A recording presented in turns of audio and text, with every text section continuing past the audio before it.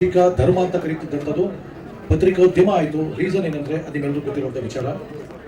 ಹಣ ಹೆಚ್ಚೆಚ್ಚು ಬಂಡವಾಳ ಹಾಕುವಂಥ ಪರಿಸ್ಥಿತಿ ಬಂದಾಗ ಇದು ಒಂದು ಉದ್ಯಮದ ಇದ್ದಿರ್ತದ್ದು. ಒಂದು ಶಿಕ್ಷಕ ವೃತ್ತಿ, ಇನ್ನೊಂದು ಪತ್ರಕರ್ತ ವೃತ್ತಿ.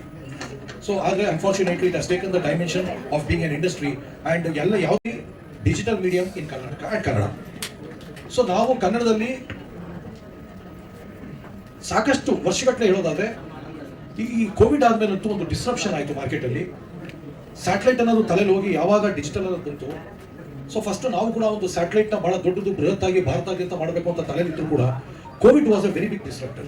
ಆ ಕೋವಿಡ್ ಆದಮೇಲೆ ಈವನ್ ನಮ್ಮ ಚಿಂತನೆಗಳು ಬದಲಾಯಿತು. ಯಾವ ರೀತಿ ತಗೊಂಡು ಹೋಗ್ಬೇಕು ಮಾಧ್ಯಮನ. ಇವತ್ತೇನಾಗಿದೆ, ಸೋಷಿಯಲ್ ಮೀಡಿಯಾ ಅಂದ ತಕ್ಷಣ ರೀಲ್ಸ್ ಇದೆ, ಶಾರ್ಟ್ಸ್ ಇದೆ, ಬಹಳ ಕಾಂಪಿಟಿಷನ್ ಇದೆ. ಆ ಕಾಂಪಿಟಿಷನ್ ನಡುವೆ ನೀವು ಗೆಲ್ಲಬೇಕು, ಸತ್ಯವಂತರಾಗಿರ್ಬೇಕು ಮತ್ತು ಸತ್ವಯುತವಾಗಿರ್ಬೇಕು. ಇದು ಬಹಳ ದೊಡ್ಡ ಸವಾಲು. ಬಟ್ ನಾನು ಕಂಡಾಗೆ ಆದ್ಮೇಲೆ ಏನಾಗಿದೆ ಅಂದ್ರೆ, ಯಾವುದೇ ಒಬ್ಬ ವ್ಯಕ್ತಿ ಸಾಮಾನ್ಯವಾಗಿ ಜೀವನದಲ್ಲಿ ಮೇಲ್ ಬರೋದಕ್ಕೆ ಎರಡು ರೂಟ್ ತಗೋತಾರೆ. ಒಂದು ಶಾರ್ಟ್ ಕಟ್, ಇನ್ನೊಂದು ಲಾಂಗ್ ರೂಟ್. ಈ ಲಾಂಗ್ ರೂಟ್ ಯಾವಾಗಲೂ ಏನು ಅಂದ್ರೆ, ನಾವು ಕಷ್ಟಪಟ್ಟು ಮೇಲ್ ಬರ್ತೀವಿ ಅಂದಾಗ ಅದಕ್ಕೆ ಸವಾಲು ಜಾಸ್ತಿನೇ. ಬಟ್ ಬಹಳ ಸುಲಭವಾಗಿ ಬರೋದು ಅದೇನಾಗುತ್ತೆ, ಇಂಗ್ಲಿಷಲ್ಲಿ ಮಾತು ಹೇಳ್ತಾರೆ, one who sleeps at work sleeps later ಅಂದಾಗೆ, ಕೆಲಸದಲ್ಲಿ ನಿದ್ರೆ ಮಾಡೋನು ಹೇಗೆ ಆಮೇಲೆ ನಿದ್ರೆ ಕಳ್ಕೊತೀನಿ ಅಂತಾರೋ ಹಾಗೆ ಶಾರ್ಟ್ ಕಟ್ ತಗೊಂಡವನು ಕೂಡ ನೆಮ್ಮದಿ ಕಳ್ಕೊಳ್ಳೋದಂತೂ ಸತ್ಯ. ಸೊ ಆದ್ಮೇಲೆ we don't want to make tall claims, ನಾವು ಹಾಗೆ ಮಾಡ್ತೀವಿ ಹೀಗೆ ಮಾಡ್ತೀವಿ ಅನ್ನೋದಕ್ಕಿಂತ, ಬಟ್ ಒಂದಂತೂ ನಿಜ, ಬರೀ ಕರ್ನಾಟಕದಲ್ಲ ಇಂಡಿಯಾದಲ್ಲೇ ಡಿಜಿಟಲ್ ನ್ಯೂಸ್ ಅಲ್ಲಿ ಬಹಳ ದೊಡ್ಡ ಡಿಸ್ರಪ್ಷನ್ ಆಗುತ್ತೆ. ಬಟ್ ಡಿಸ್ರಪ್ಷನ್ ಅಂದ ತಕ್ಷಣ ಒಂದೇ ದಿನದಲ್ಲಿ ಆಗುತ್ತೆ ಅಂತ ಹೇಳಲ್ಲ, ನಿಮ್ಮ ನಿರೀಕ್ಷೆಗಳನ್ನ ಹೆಚ್ಚು ಮಾಡ್ತೀವಿ ಅಂತ ಹೇಳ್ತಾ ಇಲ್ಲ. ಬಟ್ ಒಂದು ನಿಜ, the way we are thinking, concepts ಇರ್ಬೋದು, ಪ್ರೆಸೆಂಟೇಷನ್ ಇರ್ಬೋದು, ಅದು ಕ್ರಿಯೇಟ್ ಮಾಡುವಂಥ ಇಂಪ್ಯಾಕ್ಟ್ ಇರ್ಬೋದು, definitely it will be different. ಸಮಯ news will be known for its impact ಇರೋದು. ಎಷ್ಟು ಸುದ್ದಿ ಕೊಡ್ತೀವಿ ಅನ್ನೋಕ್ಕಿಂತ ಎಂಥ ಸುದ್ದಿ ಕೊಡ್ತೀವಿ ಅನ್ನೋದೇನಿದೆ ಅದನ್ನ 100% ನಾವು ನಿಜ ಮಾಡ್ತೀವಿ. ಮತ್ತು ಪ್ರತಿಯೊಂದು ಸುದ್ದಿಯಲ್ಲೂ ಜನಪರ ಕಾಳಜಿ ಇರ್ತದೆ ಮತ್ತು ಬಹಳ ನೈಜವಾದ ಕಳಕಳಿ ಇರ್ತದೆ ಮತ್ತು ನಮ್ಮ ಬದ್ಧತೆ ಇರ್ತದೆ, ಸಾಮಾಜಿಕ ಬದ್ಧತೆ. ಇಷ್ಟನ್ನು ಹೇಳಬಲ್ಲೆ. If you have any questions you can kindly ask please. Karnataka Kannada ಅಂತ ಬಂದಾಗ ಅನ್ಯಾಯ ಆದಾಗಲೂ ಸಹ ಧ್ವನಿ ಎತ್ತಲ್ಲ. ಯಾರು ಇರ್ತಾರೆ ಅವರ ಪರವಾಗಿ, ಒಂದು ಕೂದಲಲ್ಲಿ ಬೆನ್ನಲ್ಲಿ ಕೂದಲು ತೆಗಿತಾರಲ್ಲ ಆ ಥರ ಅವ್ರ ಪರವಾಗಿ ಮಾತಾಡ್ತಾರೆ. ನೀವು ಕನ್ನಡ ಅಥವಾ ಕರ್ನಾಟಕಕ್ಕೆ ಅನ್ಯಾಯವಾದಾಗ ಅದರ ಧ್ವನಿ ಆಗ್ತೀರಾ? ಸರ್, ಅದು ಮೊದಲಿನಿಂದ ನಮ್ಗೆ ಏನು ಹೇಳ್ಬೋದು ಅಂದರೆ, ನನ್ನನ್ನು ಆ್ಯಕ್ಚುಲಿ ವೆನ್ ಐ ಸ್ಟಾರ್ಟೆಡ್ ನನ್ನ ಕರಿಯರ್ನ ಶುರು ಮಾಡಿದಾಗ ಪತ್ರಿಕಾ ಧರ್ಮದಲ್ಲಿ ನನ್ನನ್ನು ಬೈಲಿಂಗ್ವಲ್ ಜರ್ನಲಿಸ್ಟ್ ಅಂತ ಕರೆಯೋರು. ಕನ್ನಡದಲ್ಲೂ ಪ್ರಭುತ್ವ ಇತ್ತು, ಆಂಗ್ಲ ಭಾಷೆಯಲ್ಲೂ ಪ್ರಭುತ್ವ ಇತ್ತು, ಇವತ್ತು ಇದೆ. ಆದರೆ ನಾವು ಯಾತಕ್ಕೆ ಆಯ್ಕೆ ಮಾಡಿಕೊಂಡು, ಕುವೆಂಪು ಅವರು ಇಂಗ್ಲೀಷಲ್ಲಿ ತುಂಬ ಚೆನ್ನಾಗಿದ್ರು ಕೂಡ ಕನ್ನಡದಲ್ಲೇ ಗಮನ ಕೊಡ್ತಿತ್ತು. ನಾವು ಅಷ್ಟೇ ಇಂಗ್ಲೀಷ್ ಪತ್ರಕರ್ತರು ಆಗಬಹುದಾಗಿತ್ತು, ಆದರೂ ಕೂಡ ನಾವು ಕನ್ನಡ ಪತ್ರಿಕೋದ್ಯಮನ ನಾವು ಆಯ್ಕೆ ಮಾಡಿಕೊಂಡಿದ್ದು. ಇದರಲ್ಲಿ ಕನ್ನಡ ನಮ್ಮ ಕಣದಲ್ಲೂ ಕನ್ನಡ ಇದೆ. ಆಮೇಲೆ ನೀವು ನೋಡಿದ್ರೆ ತಪ್ಪು ತಿಳ್ಕೊಬೇಡಿ, ಈ ಸಂದರ್ಭದಲ್ಲಿ ಹೇಳಬೇಕು, ನಾವು ಕನ್ನಡ ಪ್ರೀತಿ ಎಷ್ಟಿದೆ ಅಂದರೆ, ನಾ ETV ಚೀಫ್ ಆಗಿರ್ಬೇಕಾದ್ರೆ, ETV ಮುಖ್ಯಸ್ಥ ಆಗಿರ್ಬೇಕಾದ್ರೆ ಈ ಪ್ರೈಮ್ ಬುಲೆಟಿನ್ ಅಂತ ಒಂದು ಪದ ಬರ್ತದೆ. ನೀವೆಲ್ಲ ಪತ್ರಕರ್ತರು ಸಾಮಾನ್ಯವಾಗಿ 9 ಗಂಟೆ ಬರುವಂಥ ಬುಲೆಟಿನ್ಗೆ ಪ್ರೈಮ್ ಬುಲೆಟಿನ್ ಅಂತ ಬಳಸ್ತಾರೆ. ನಾವು ಎಷ್ಟು ಆಳ್ಕೋದು ಅಂದರೆ, ನಮ್ಮ 9 ಗಂಟೆ ವಾರ್ತೆ ಏನಿದೆ ಅದನ್ನೇ ನಾವು ಆಂಗ್ಲ ಭಾಷೆಯಲ್ಲಿ ಇಟ್ಟಿದ್ದೆ ಆದರೆ ನಾವು ಕನ್ನಡಕ್ಕೆ ನ್ಯಾಯ ಒದಗಿಸೋಕ್ಕಾಗಲ್ಲ ಅನ್ನೋ ವಿಚಾರಕ್ಕೆ ಶಿವಸ್ವಾಮಿ ಅವರು ಇದ್ರು, ತುಂಬ ಚೆನ್ನಾಗಿದ್ರು. ಒಂದೇ ಒಂದು ಪ್ರಶ್ನೆ ಕೇಳಿದೆ, ಪ್ರೈಮ್ ಬುಲೆಟಿನ್ಗೆ ಕನ್ನಡದಲ್ಲಿ ಪದ ಕೊಡಕ್ಕೆ ಸಾಧ್ಯನಾ? ಆಮೇಲೆ ಆ ಪ್ರೈಮ್ ಬುಲೆಟಿನ್ಗಿಂತ ಹೆಚ್ಚು ಜನಜನಿತ ಆಗಬೇಕು. ಕನ್ನಡ ಉಳಿಸೋದು ಬೆಳೆಸೋದು ಅಂದ್ರೆ ಹೇಗೆ ಗೊತ್ತಾ, ಎಲ್ಲೆಲ್ಲಿ ಸಾಧ್ಯವೋ ಅಲ್ಲಿ ಕನ್ನಡ ಬಳಸ್ಕೋಬಹುದು. ಸೊ ಅಲ್ಲಿ ತಮಗೆ ಗೊತ್ತು, 3 ದಿನ 4 ದಿನ ಸಾಮಾನ್ಯವಾಗಿ ಏನಾಗುತ್ತೆ, ಇಲ್ಲಿ ಒಂದು ಕ್ರಿಯೇಟಿವ್ ಆಸ್ಪೆಕ್ಟ್ ಕೂಡ ಹೇಳ್ಕೊಡ್ತೀನಿ ನಿಮಗೆ. ಇಂಗ್ಲಿಷಿಂದ ಯಾವುದೋ ಒಂದು ನೀವು ಏನೋ ಒಂದು ಕನ್ನಡದಲ್ಲಿ ತರಬೇಕು ಅಂದಾಗ, ಪ್ರೈಮ್ ಬುಲೆಟಿನ್ಗೆ ಎಕ್ಸಾಕ್ಟ್ ನೀವು ಕನ್ನಡದಲ್ಲಿ ತರಬೇಕು ಅಂದಾಗ ಪ್ರಧಾನ ವಾರ್ತೆ ಇರ್ಬೋದು, ಪ್ರಮುಖ ವಾರ್ತೆ ಅಂತ ಕರಿಬೋದು. ಬಟ್ ಪ್ರಧಾನ ವಾರ್ತೆ, ಪ್ರಮುಖ ವಾರ್ತೆ ನಿಮ್ಮ ಕಿವಿಗೆ ಚೆನ್ನಾಗಿಲ್ಲ, ಬಹಳ ಪ್ಲೈನ್ ಆಯ್ತು. ಕನ್ನಡ ಪದಗಳನ್ನೇ ಬಳಸಬೇಕು, ಅದು ಪ್ರೈಮ್ ಬುಲೆಟಿನ್ ಅಂತ ತಾಕತ್ತಾಗಿರ್ಬೇಕು ಅಂತ ಹೇಗೆ ಅಂತ ನೀವು ಹೊರಟಾಗ 3 ರಾತ್ರಿ ಯೋಚನೆ ಮಾಡಿ ಮಾಡಿ ಮಾಡಿ ಮಾಡಿ ಯಾವುದು ಸರಿಯಾಗಿ ಸಿಗ್ತಾ ಇಲ್ಲ ಅಂದಾಗ, ಯಾರೋ ಒಬ್ಬ ಪತ್ರಕರ್ತರಿದ್ದಾಗ ಕ್ರಿಯೇಟಿವ್ ಆಗಿ ನೀವು ಹೇಗೆ ಯೋಚನೆ ಮಾಡಬೇಕು ಅಂತ ಹೇಳ್ತಾ ಇದ್ದೀನಿ. ಪ್ರಧಾನ ಮತ್ತು ಪ್ರಮುಖ ತಗೊಂಡಾಗ, ಅದನ್ನು ಮೀರಿ ತಗೊಂಡಾಗ 1 ರಾತ್ರಿ ಹೊಡೆಯುತ್ತೆ.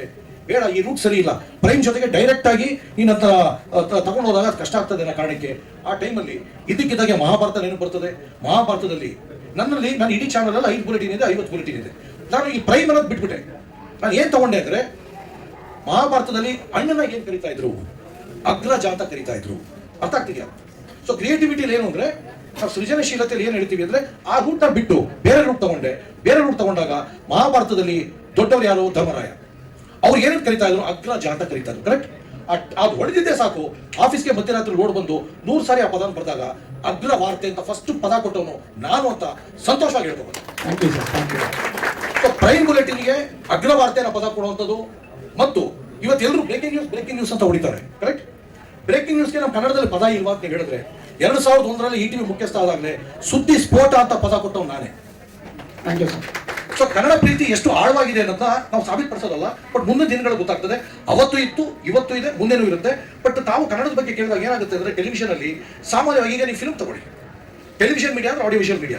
ಆಡಿಯೋವಿಷುವಲ್ ಮೀಡಿಯಾ ಬಂದ ತಕ್ಷಣ ನೀವು ನೋಡಿದ್ರೆ ಫಿಲ್ಮ್ಗಳಲ್ಲೂ ಹೆಚ್ಚೆಚ್ಚು ಇಂಗ್ಲಿಷ್ ಪದ ಬಳಕೆ ಆಗ್ತಿದೆ, ಇಂಗ್ಲಿಷ್ ವಾಕ್ಯಗಳು ಬಳಕೆ ಆಗ್ತಿದೆ. ಒಂದು ಏನು ಹೇಳ್ತಾರೆ ಅಂದ್ರೆ, the usual norm in audiovisual media ಅಂದ್ರೆ ಜನ ಯಾವ ಪದ ಬಳಸ್ತಾರೋ, ಜನ ಯಾವ ರೀತಿ ಬಳಸ್ತಾರೋ ಆ ಶೈಲಿ ನಿನ್ನ ಭಾಷೆಯಲ್ಲೂ ಬಳಸುವಂತ. ಹಾಗಂತ ನಾನು ಭಯೋತ್ಪಾದಕ ಅಂತ ಬಳಸ್ಬೇಕಾ, ಟೆರರಿಸ್ಟ್ ಅಂತ ಬಳಸ್ಬೇಕಾ? ಜನ ಬಳಸಿದಾಗ ಭಯೋತ್ಪಾದಕ ಅಂತ ಯಾರು ಹೇಳಲ್ಲ, ಉಗ್ರಗಾಮಿ ಅಂತ ಯಾರು ಹೇಳಲ್ಲ. ಹಾಗಂತ ನಾನು ಟೆರರಿಸ್ಟ್ ಅಂತ ಬಳಸ್ಬೇಕಾ?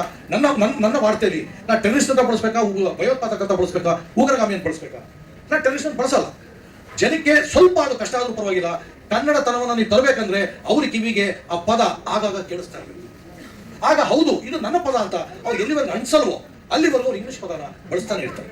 ಸೊ 100% ಈಗ ನೋಡಿ, ಶೇಕಡ ನೀವು ಅಚ್ಚ ಕನ್ನಡದಲ್ಲೇ ಮಾತಾಡೋದ್ರೆ ನಿರರ್ಗಳವಾಗಿ 30 ನಿಮಿಷ ಕೂಡ ಒಂದೇ ಒಂದು ಬೇರೆ ಭಾಷೆ ಪದ ಬಳಸದೆ ಅಚ್ಚ ಕನ್ನಡ ಸ್ವಚ್ಛ ಕನ್ನಡದಲ್ಲೇ ಮಾತಾಡಬಲ್ಲೆ. ಆದ್ರೆ ಇಷ್ಟು ಅಚ್ಚ ಸ್ವಚ್ಛ ಕನ್ನಡ ಆದಾಗ ನಮ್ಮ ವೀಕ್ಷಕರು ಏನಿದ್ದಾರೆ ಅವ್ರು ಇದೇ ಪ್ರಮಾಣಕ್ಕೆ ತೆಗೆದುಕೊಳ್ಳಬಲ್ಲರೇ, ಅದು ಸವಾಲು. ಬಟ್ ಆದ್ರೆ ನೀವು ಹೇಳೋದಕ್ಕೋಸ್ಕರ ನಾವು ಇವತ್ತು ನೀವು ಕೇಳಿದ ಪ್ರಶ್ನೆಗೆ ಉತ್ತರ ಕೊಡ್ತಾ ಇದೀವಿ. ನಮ್ಮ ಟೀಮ್ ಹೇಳ್ತಾ ಇದೀವಿ, ಇಲ್ಲಿ ಸ್ಪಾಟ್ ಅಲ್ಲಿ ಈ ಕ್ಷಣದಲ್ಲಿ ಹೇಳ್ತಾ ಇದೀವಿ. ಇದು ಒಂದು ಪ್ರಯತ್ನ ಮಾಡೋಣ. ಸಮಯದಲ್ಲಿ ಪ್ರತಿ ವಾರ ಒಂದೇ ಒಂದು ಬೇರೆ ಭಾಷೆ ಪದ ಬಳಸ್ತೆ ಒಂದು ಅರ್ಧ ಗಂಟೆ ನಾವೇನ್ ಮಾಡ್ತೀವಿ, ವಾರ್ತೆ ಮಾಡ್ತೀವಿ. ಇದು ನಿಮಗೆ ನಾವು ಕೊಡ್ತಾರ ಮಾತು. ಪುಣ್ಯವಂತರು ನಿಮ್ಮಂತವ್ರನ್ನ ಪಡೆದಿರೋದಕ್ಕೆ ಅಂತ ಹೇಳಿದ್ರೆ ತಪ್ಪಾಗಲ್ಲ. ಓಕೆ, ಆದ್ಮೇಲೆ ಇನ್ನೇನಾದ್ರು ಒಂದು final question please. ETV chief ಆಗಿದ್ದೆ. ಆಬ್ವಿಯಸ್ಲಿ ತಂದೆ ತಾಯಿ ಅಥವಾ ಮನೆಯವರು ಒತ್ತಡ ಏನಂತಾರೆ, ಸಿವಿಲ್ ಸರ್ವಿಸ್ ಆಫೀಸರ್ ನೀನು ಯಾಕೆ ಹೋಗ್ಬಾರ್ದು ಅಂತ ಹೇಳಿದಾಗ ಇಂಟರ್ವ್ಯೂ ಒಂದು ಪ್ರಶ್ನೆ ಕೇಳಿದಕ್ಕೆ ಇದು ಉತ್ತರ ಕೊಟ್ಟಿದ್ದಾಗ ಈಗಲೂ ಅದೇ ಉತ್ತರ ಕೊಡ್ತೀನಿ.